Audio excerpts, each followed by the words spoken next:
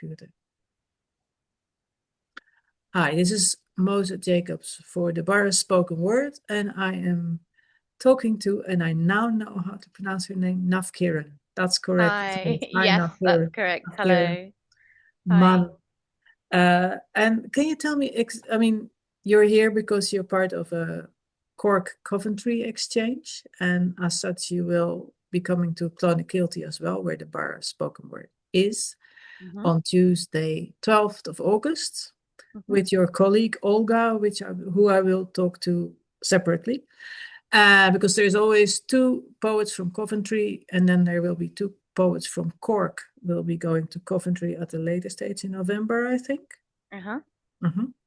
And yeah, I mean, your name, Navkiran, yeah, I'm trying to remember it because it's nothing to do with Kirtan, is it? Kieran, what's the, does it have a Well, meaning? interestingly, Kieran is kind of like Kier in the Irish name, but my name means new light. So Nav means new and Kieran means light. So my mother joined up these two names. Nav is often a prefix to names and Kieran means light. So she thought when she was pregnant and I was born, she thought there's a new light in the world. So she named me New Light. And my middle name Kaur is a very common middle name given to Punjabi girls, which means princess. And Mann has Germanic roots because the part of India that my parents are from is the north. And tracing back my history, Vedic Aryans coming over from Germany to the north part of India. So yeah, I feel that I have some Germanic roots, so I must do a DNA test. Yes. And how did your family, or were you born in Coventry, or did your family move there while you were young? Tell me So my about dad, my parents were born during the British Raj. So my dad grew up during the British Raj. He was born in 1941. My mother was from Lahore before the partition of India and Pakistan. So my father came over in 1968 before the Commonwealth Immigration Act. So he was 20 ish. And so he came over to work because obviously it was post-war. They were inviting people from the empire to come and work in the UK. So he was a postman. Okay. So he intended to just come and work for a few years, put his siblings through university and school, and go back home. However, he decided he liked the freedom of being away from his parents, as any 20-year-old would do, growing up in a very strict Indian family. And so my grandfather then went to one of the most prominent colleges in Punjab, the state where my parents are from, and interviewed two candidates and chose my mother as the bride to be. And the partition is really heavily involved in certainly the creation of my life, because if India was not partitioned, my mother would not have moved from Lahore to Haryana. She would not have been in the same district. She was And in Haryana, that the other province next door to. yeah, but her family was in Ludhiana, which is in a similar district to my father. So if it wasn't for the partition of India, my parents probably would not have been arranged in terms of their marriage, and I wouldn't exist. So here I am, some strange product of colonialism. But yeah, that's a history. I mean, that kind of story of colonialism and the different perspectives of. My dad remembers all of the Muslims in his village left, and suddenly every other house is empty. My mother remembers just like they had to leave with the clothes on their back. Suddenly there was a civil war, and there was a lot of No, because violence. assuming that your parents are both Hindus, And Hindu. so my parents were from a Sikh background, but I'm a Christian. Oh, Sikh. So Oh, okay. yeah, so I think for the partition, my mother's side she was a refugee. She was then had to walk 250 kilometers with just the clothes on her back. She was 4. For my dad, it was like a ghost village because all of the Muslims left. So, yeah, some of that does feature quite heavily in my poetry because it's part of my history and part of my story. What year was partition between India The and Pakistan? partition of India was 1947. Okay. So my dad would have been 6 years old and my mum was 4. So, but they, obviously very much part of their history and yeah, part of my story. Even though I'm born in the UK, it's still part of my history and heritage to write about the impact of that. And also I have family in Canada. So my uncle, my brother, my dad's brother, he grew up in India, then he moved to the UK, then he moved to Canada. So he's lived on 3 continents. So Oh, in a way, the diaspora of my kind of family specifically, and a lot of Punjabi people is something that I reflect on in my poetry because okay. it's about being rooted um, and I guess culture, identity, heritage, and poetry is very much linked. Um, and also all the stories they told about growing up and just the enormous amount of strength it takes to move to a different country and start a new life. Yeah. Especially for my mother, she she spoke little English. She did come and study here when she arrived. She had 4 kids. And there's no Yeah. family network or support. And the street that I grew up in, there was a lot of Irish families. So there was my family, there was another Indian family. So I grew up with a lot of Irish families who had migrated to the Midlands as well. So um, I guess I found a lot of things in common between Irish culture and Indian culture. There's a there's a lot of similarities in terms of the family being very important, community, hospitality, great sense of humor. So I think, yeah, I've always felt an affinity towards Irish people just because I grew up with a lot of Irish friends and feel very comfortable and at home. So very Okay. much looking forward to coming to Cork and And just there, experiencing what the literary circle is like. yeah. And how does that because how does it happen that you and Olga this year's Coventry delegation to Cork? That it's not a competition, is it? Is it? Well, Helga is Irish, and she's an incredible poet, and she was Warwick, a nearby town, poet laureate. So she's a very well established poet. So that her kind of career and her history speaks for itself. Myself, so a committee. So there's a committee that's involved in organising the exchanges.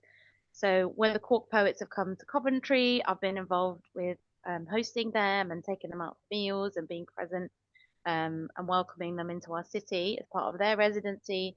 So I've You mean done that. the previous the ones that were previous Yeah. the So chosen ones that year? the chosen ones. And so the committee from Coventry have very kindly offered me this amazing opportunity to come to Cork. I mean, I've really enjoyed the last poet we had from Cork was Oh yeah, Stannotte, yeah. and Not. Stannotte, and Yeah. again, incredible storytelling. I think the Irish poets just have a very natural way of holding the audience in the palm of their hands, storytelling, the tonality, the ability to go into the details. Um, it's just incredible. So, as well as reading some of my own work, I'm really looking forward to actually hearing people performing and reading their own work at the poetry nights and just seeing what the poetry scene is like in Ireland and also learning from that. I think I And think it is a learning experience. It's a two-way thing. I'm coming to your reading, but also I'm here to learn and experience the culture. and if is there anything, I mean, to what extent would your own poetry be influenced by the Indian culture? Because I'm sure there's storytelling traditions in India as well, and poetic traditions as well. Yeah, so a lot of my poetry is autobiographical. I do a lot of different sorts of writing in my own poetry practice, but I think when I come to Ireland, I want to be my whole self and use it as an opportunity to tell my story. So a lot of my work is autobiographical, things that have happened to me, things I've experienced. When I was younger, I lived in India for a year when I was 8. So a lot of my Oh, experiences of okay. being born in the UK and then going to live in a village with no electricity, no hot water, and no indoor toilets, and but also really loving the sense of community and the doors open and the community meals and walks and what no electricity actually does to a community is bond them. And how I felt coming back. I remember walking down my street when I came back to the UK, and everybody's door was closed and curtains, and you could just see the EastEnders, which is a very popular soap opera in the UK, being played out of every door.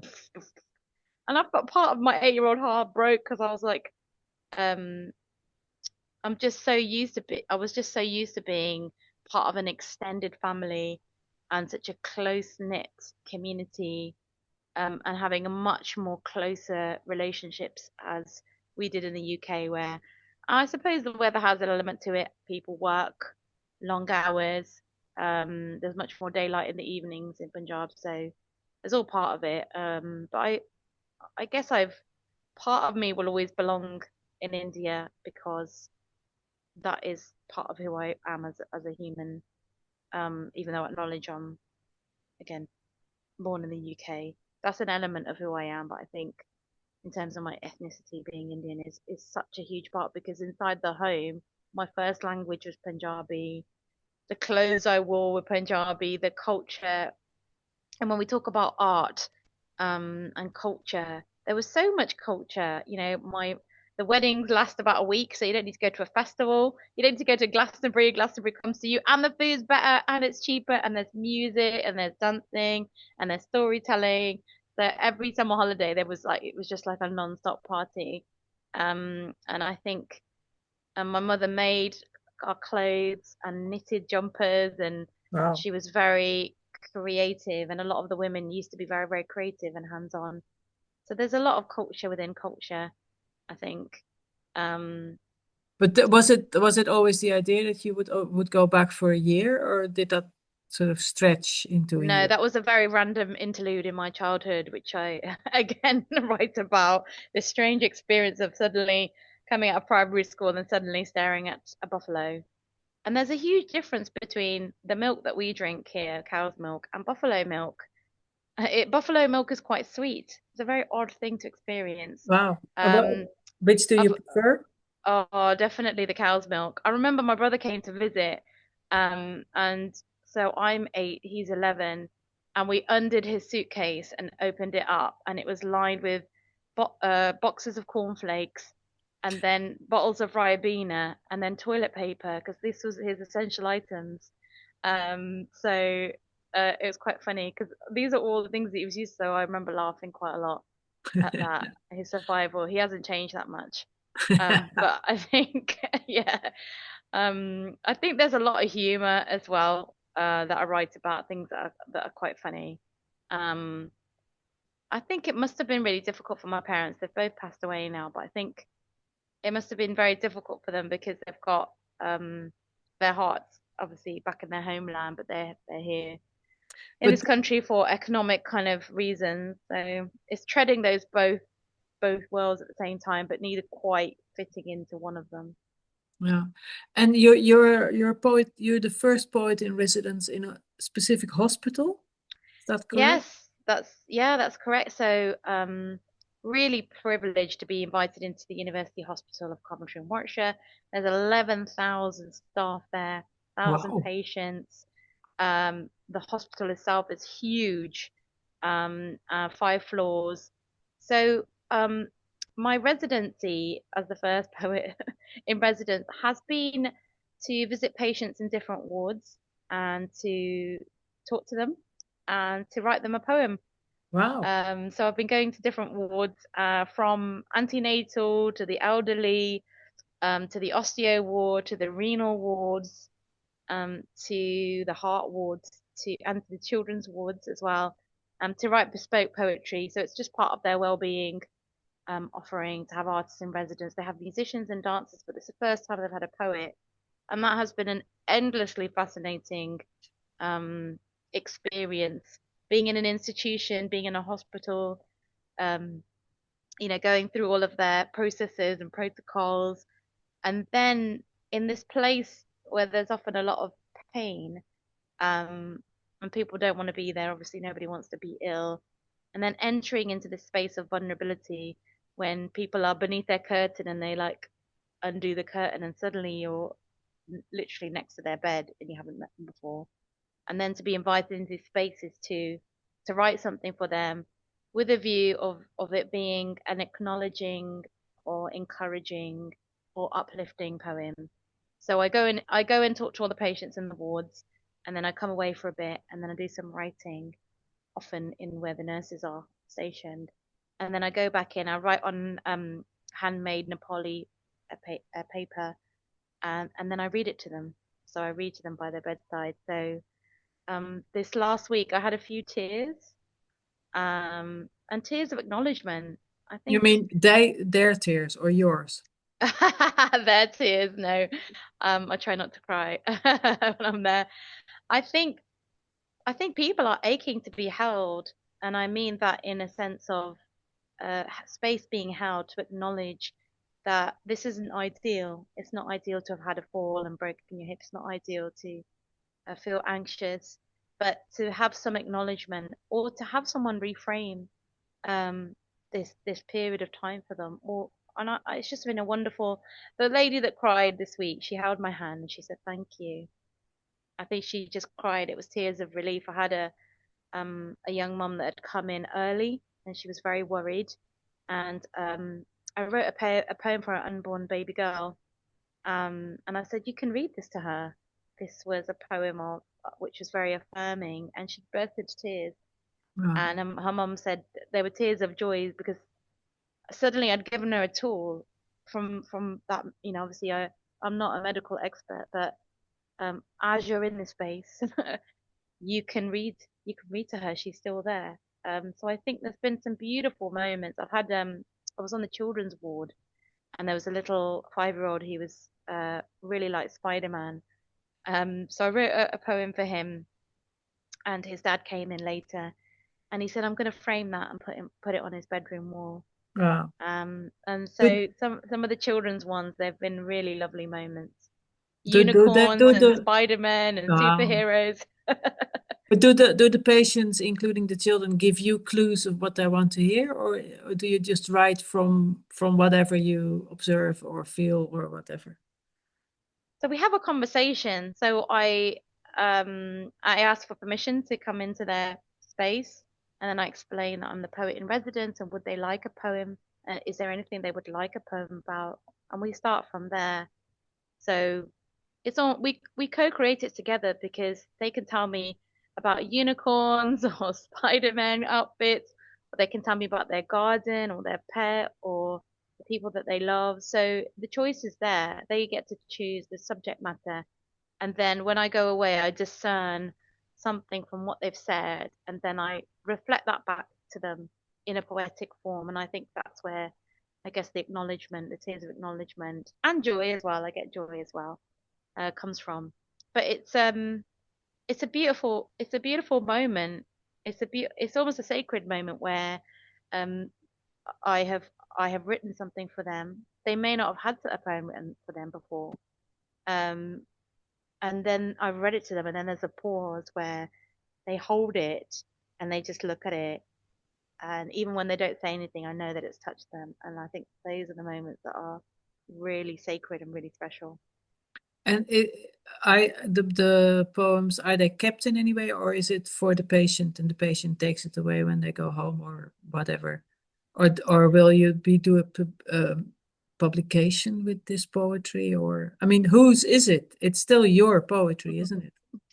This is a You have the very copyright. this is a very good question. I guess first and foremost, it's a gift for them, so it's theirs.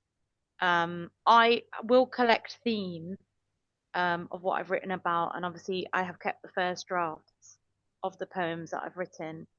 I'm currently exploring this with the hospital in terms of writing something for an exhibition or having an exhibition where I'm writing about different things. I've written a poem to be exhibited, and maybe there's a book in there. I think personally, I want to give it as a gift because it is their experience, it's their lived experience. Yeah. And there's an element of confidentiality Yeah. where they say stuff to me that is very personal. So I don't necessarily want to take that away. But equally, the poems are very could be read in a way that's very encouraging and uplifting, and Yeah. could be applied to many situations. So I Is it feel, yeah.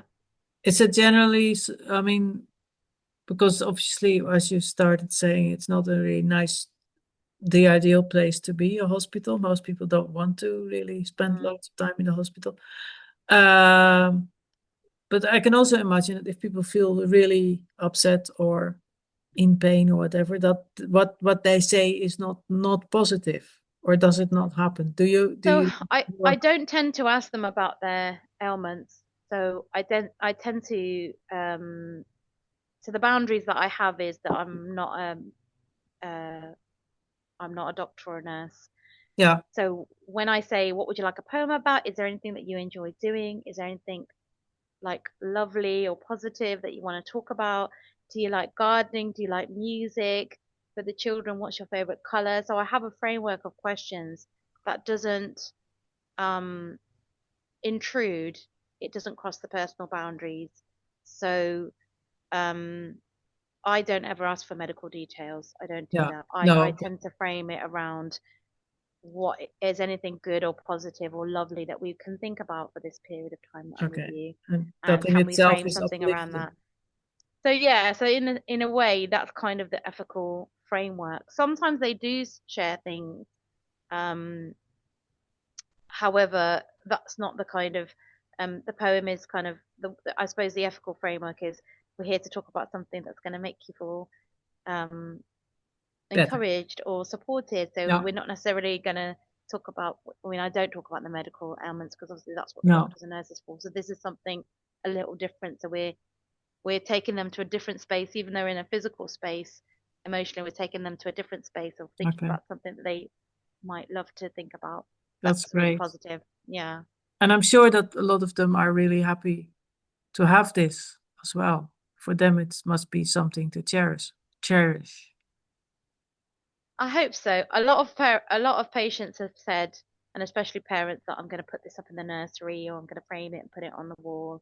Yeah, yeah, So I think it's special. I know um when I started out and I would go to festivals and I would have poetry written for me, how special that felt, how lovely that felt. And I've kept, a couple of poems that were written for me. So I want people to have that experience of feeling valued and worthy of being listened to and have something created on a bespoke basis for them. I think even that, um, one of the feedback that I got this week was even if you turn up and be your bubbly self, that's still a gift, even if I didn't write anything for them. Just, I guess, being present, and holding a space with empathy and boundaries. Um, and I think a poetic space is so healing. Personally, I found writing, and writing poetry is a wonderful way of expressing all of your emotions, all of your grief, all of your joy. It's the way that I hold myself. It's the way that I process the world and emotions. And I've done it since I was 5 years old. I wrote my first poem at school when I was 5, wow. and I've always just found it so healing as a tool.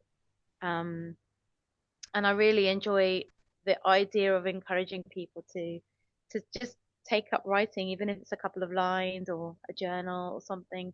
I think that creative writing for well-being is something that's so valuable. I remember having a diary when I was younger, um, and often I would find the solutions to the problems.